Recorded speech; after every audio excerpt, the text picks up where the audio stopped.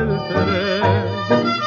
El humo pinta el cielo y en el andén quito mi pañuelo, ruedas que rechinan con la angustia del adiós, y ella, mi muñeca que se ahoga con su tos, se va en el tren.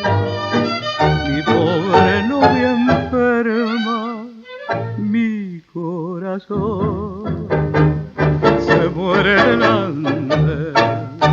Qué ganas de arrastrarme hasta sus brazos y llorar, qué ganas de gritar lo que presiento.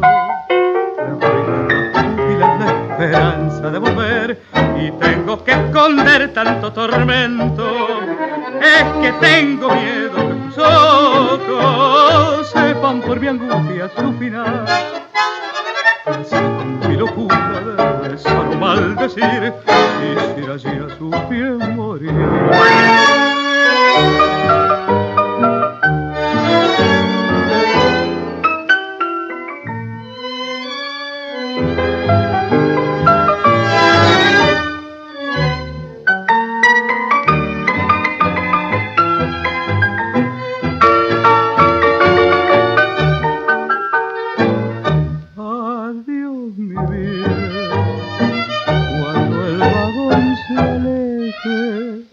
Me quedaré